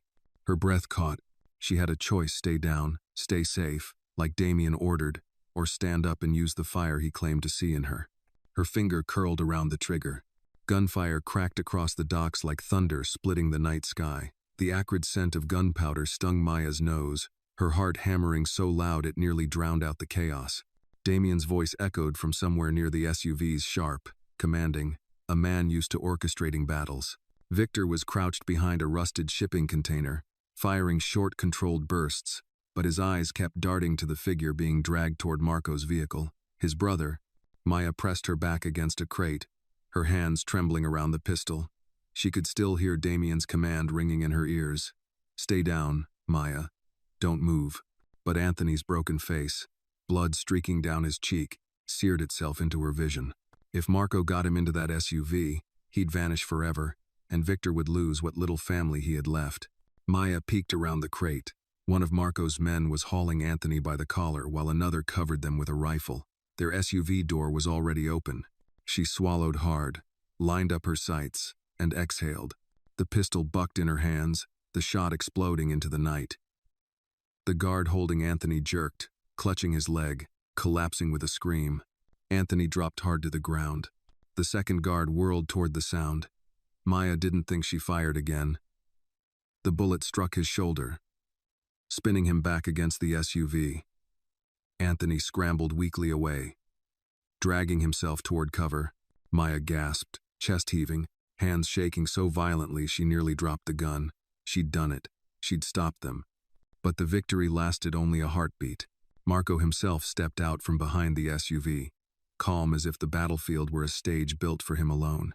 His eyes glowed under the dock lights, a predator who had just spotted a reckless deer, and his gaze went straight to her. "There you are," he called, his voice smooth and taunting. "The girl who makes Damien bleed." Her stomach dropped. She ducked back behind the crate as bullets splintered wood where her head had been a second before. "Maya!" Damien's voice roared from the chaos. She glanced up in time to see him cutting down two more of Marco's men, moving toward her like a storm in human form. His coat billowed behind him, his gun spitting fire, every step carved with intent. Victor sprinted for his brother, dragging Anthony behind cover. "I've got him," he shouted, his voice cracking with desperation. Marco raised his own pistol, aimed straight at Victor's exposed back.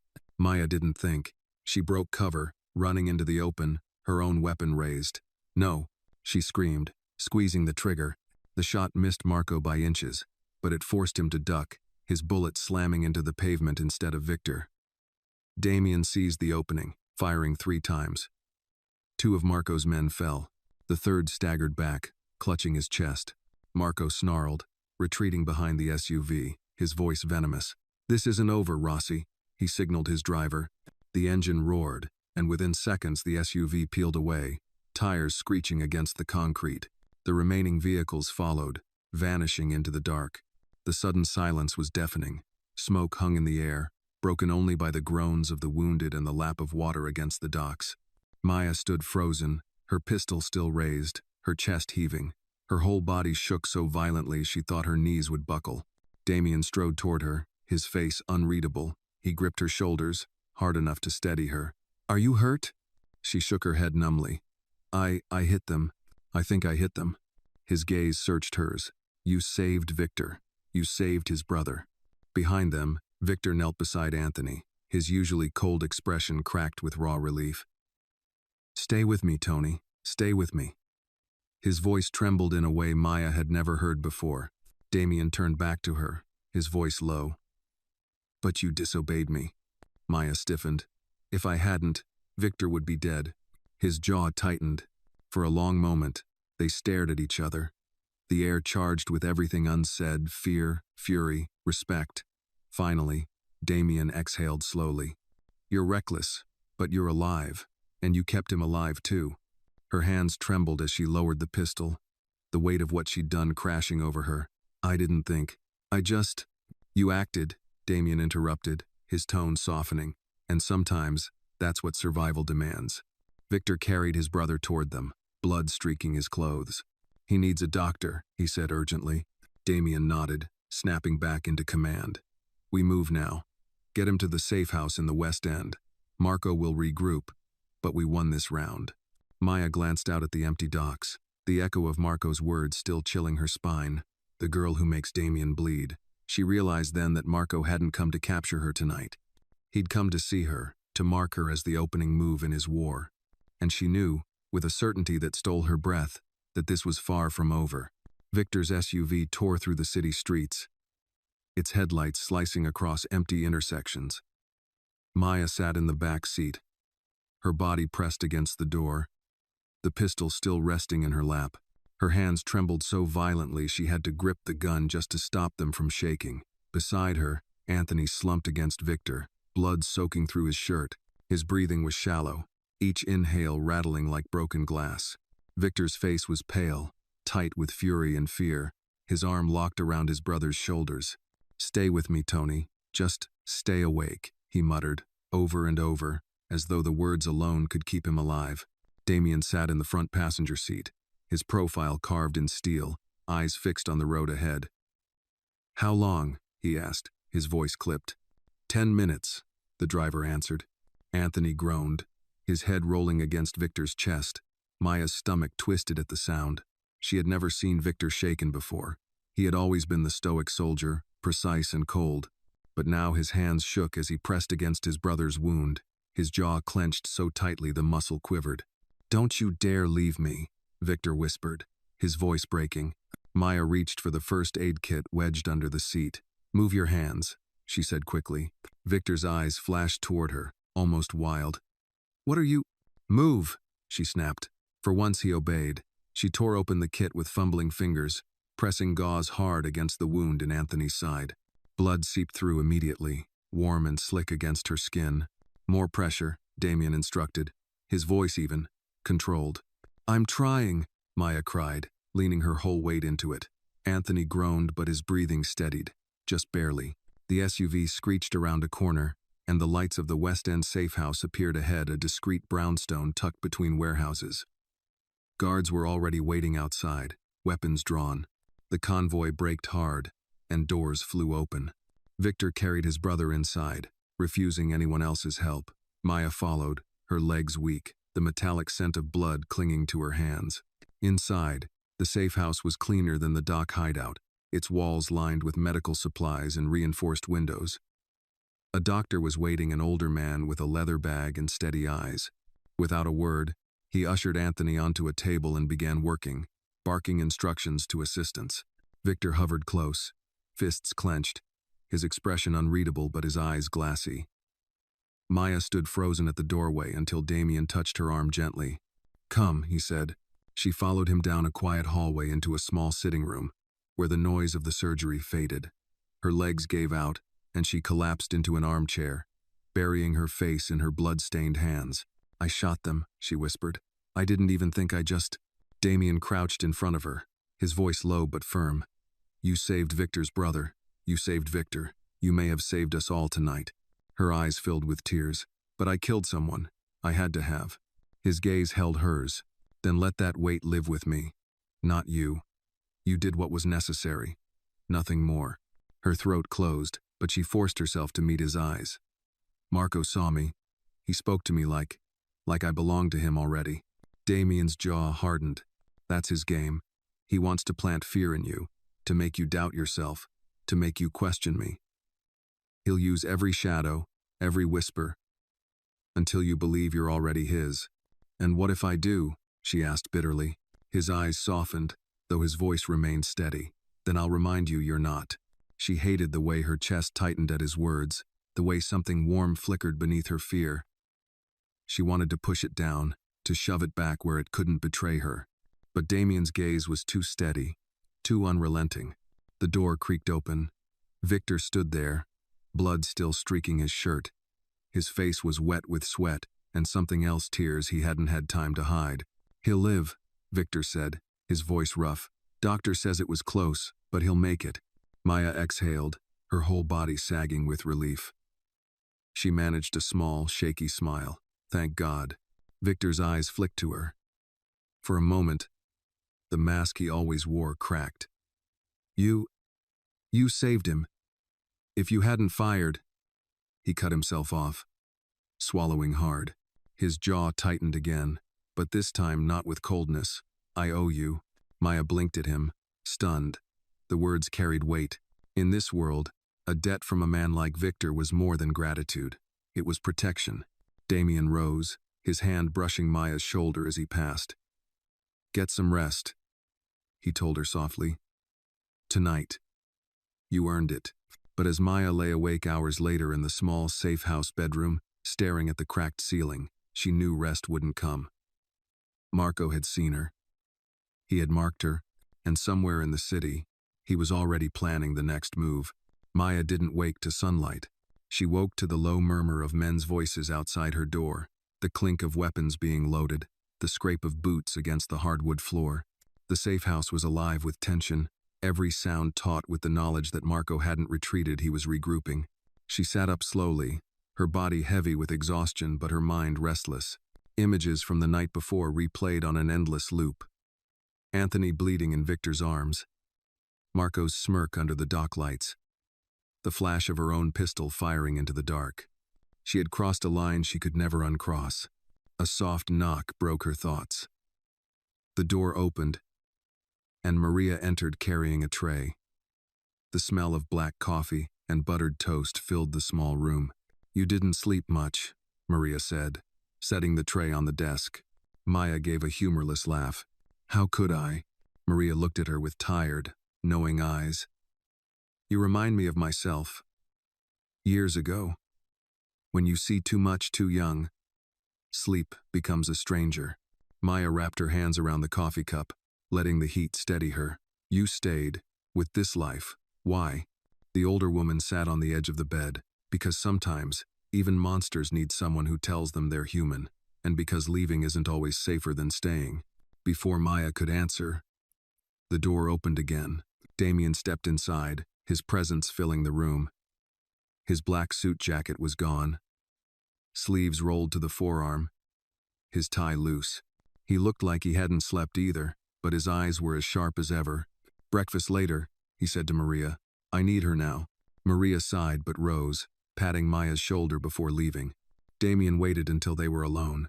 Then he said, "Marco won't stop. Last night wasn't about killing us. It was about drawing lines, showing us he can reach even here." Maya swallowed hard. "So what now? Hide forever?" He shook his head. "No, we go on the offensive." Her pulse quickened. "Offensive?" He leaned against the desk, folding his arms. "Marco thrives on fear, on making people react.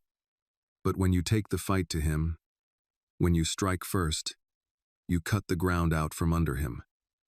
Maya frowned. "And where do I fit in that? Because every time he looks at me, I feel like I'm already a pawn." Damien's gaze softened, though his voice stayed firm. "You're not a pawn. You're leverage, yes. But in the right hands, leverage becomes power." Her chest tightened. "Power? I don't want power. I just want my life back." His expression didn't change, but something in his eyes darkened. "There's no going back, Maya. That girl in the photograph, the one laughing with her books? She doesn't exist anymore. Marco made sure of it. The only question now is who you choose to be instead." Her throat closed. She wanted to scream at him, to tell him she hadn't asked for any of this, but deep down, she knew he was right. Before she could respond, Victor appeared in the doorway. His shirt was clean, but his face was still drawn, lines of exhaustion etched deep. "Anthony's stable," he reported. His voice clipped. "But we've got bigger problems. One of Marco's informants in the city council just cut our supply routes. Our shipments won't move. Not without a fight." Damian straightened. "So Marco's reaching into politics now. He's always had his claws there," Victor said darkly. His eyes flicked to Maya, and for the first time, there was no coldness, only gravity. "And he'll use her to push harder." Maya set down her coffee, her hands steady now. "Then teach me more. Don't just train me to shoot or fight. Teach me to think like you. If Marco's watching me, then I need to know how to watch him back." Victor's eyebrows rose slightly, surprised. Damien studied her, silent for a long moment. Then he nodded. "Very well. Tonight, you'll sit at the table with me. You'll hear what we hear, see what we see, and you'll understand exactly what war costs." Maya's heart thudded. Part of her wanted to recoil, to cling to what little innocence she had left. But another part, the part that had stood up on the docks with a gun in her hands, leaned forward. "I'll be there," she said quietly. Damien's eyes held hers, steady and dark. "Then you're not just surviving anymore. You're choosing." Outside, the rumble of engines started as guards shifted positions, the safe house bracing itself for the next storm. And for the first time, Maya realized Damien was right. She couldn't go back. But she could go forward, and if Marco thought she would break easily, he had no idea who she was becoming. The dining room of the West End safe house was nothing like the gilded halls of Damien's mansion. The table was scarred oak, the lighting dim, the air heavy with cigarette smoke and tension. Around the table sat his lieutenant's men, hardened by years in the underworld, their eyes sharp, their hands restless near weapons. Victor sat closest to Damien, his expression carved from stone, though the dark circles beneath his eyes betrayed the long nights spent at his brother's side. And at the far end of the table sat Maya. She felt every stare, every flicker of skepticism. She was an outsider, a girl caught in a storm older and bloodier than she'd ever imagined. But when Damien motioned for her to sit, no one dared speak against it. His word was law. Damien leaned forward, his voice calm but carrying. Marco believes fear will drive us apart. Last night, he tried to take Victor's brother. He wanted to show us we're vulnerable. Instead, we showed him we'll fight back. Victor's jaw tightened, and he won't stop. He'll use the councilmen he owns to choke our supplies. He'll send more men, maybe even come himself. Maya listened, her hands clasped tightly on the table, the echoes of gunfire still ringing in her bones. She forced herself to speak. Then don't just react. That's what he wants. Make him think you're weaker than you are. Let him overreach. Use his arrogance against him. The table fell silent. Every eye turned to her. Heat rose to her face, but she didn't look away. One of the lieutenants scoffed. She's a girl, not a strategist.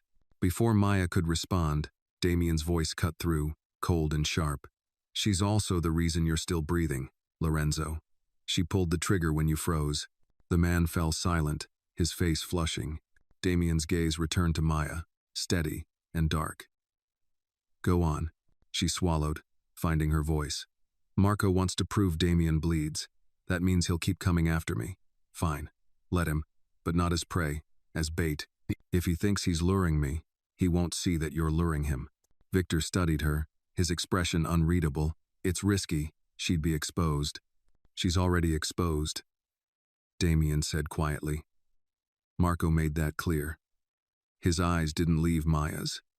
But if we control how, and when, we take his power away. Maya's chest tightened. She wasn't sure if it was terror or pride, but the room no longer looked at her like a victim. They looked at her like someone who mattered. The meeting stretched late into the night. Strategies whispered over maps and phone intercepts. By the time the table cleared, Maya felt wrung out, her mind buzzing with names and places she'd never known existed. Damien lingered after the others left, pouring 2 glasses of whiskey. He handed one to her, his eyes softer now. You were right, he said. About bait, about using his arrogance. That was good thinking. She took the glass, though her hands trembled. I don't want to be bait. You won't be, he said quietly. Not forever. But until this is over, Marco won't stop hunting you. And he paused, searching for words. I won't stop protecting you. Her breath caught. And when it is over, Damien's gaze held hers. Then you'll have a choice. Stay. Or walk away. Free. The word free lodged in her chest like a stone. For so long it had felt impossible. And yet, looking at him, she wasn't sure anymore if freedom meant leaving or if, somehow, it meant surviving this war by his side. A knock at the door broke the moment.